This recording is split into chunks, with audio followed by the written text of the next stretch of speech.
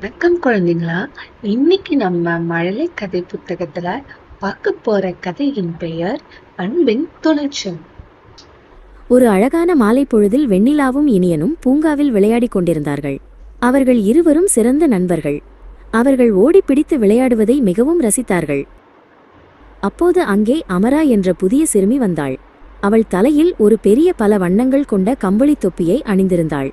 அவள் ஒரு பெஞ்சில் தனியாக அமர்ந்து ஒரு புத்தகத்தை படித்துக் கொண்டிருந்தாள். பூங்காவில் இருந்த சில குழந்தைகள் அமராவின் தொப்பியை பார்த்து சிரிக்கத் தொடங்கினார்கள். அந்த தொப்பி எவ்வளவு விசித்திரமாக இருக்கிறது என்று அவர்கள் கிண்டல் செய்தார்கள். இதை கேட்ட வெண்ணிலாவுக்கு வருத்தமாக இருந்தது. இனியன் குழப்பத்துடன் வெண்ணிலாவை பார்த்தான்.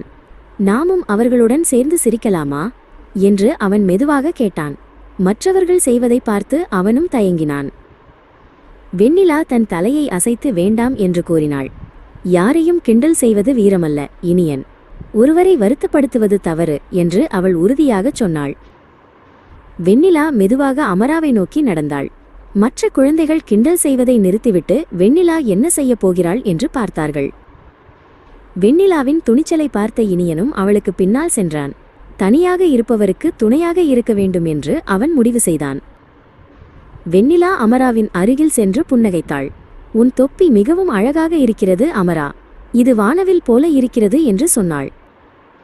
இனியனும் அங்கு வந்து, ஆமாம், இது மிகவும் விசேஷமானது. என்னுடன் பந்து விளையாட வருகிறாயா என்று அன்புடன் கேட்டான்.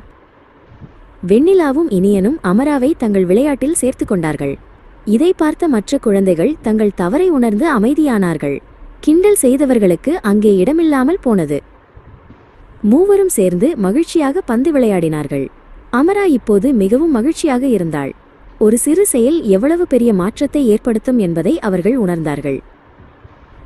மற்றவர்கள் கிண்டல் செய்யும்போது அமைதியாக இருப்பதோ அல்லது அவர்களுடன் சேருவதோ வீரமல்ல. தவறான செயலை தட்டி கேட்பதும் அன்பாக இருப்பதும் தான் உண்மையான துணிச்சல் என்று வெண்ணிலாவும் இனியனும் அன்றைய தினம் கற்றுக்கொண்டார்கள். என்ன குழந்தைங்களா, உங்களுக்கு இந்த கதை பிடிச்சிருந்ததா? இந்த கதை பிடிச்சிருந்ததுன்னா சேனலை லைக் பண்ணிட்டு சப்ஸ்கிரைப் பண்ணுங்க.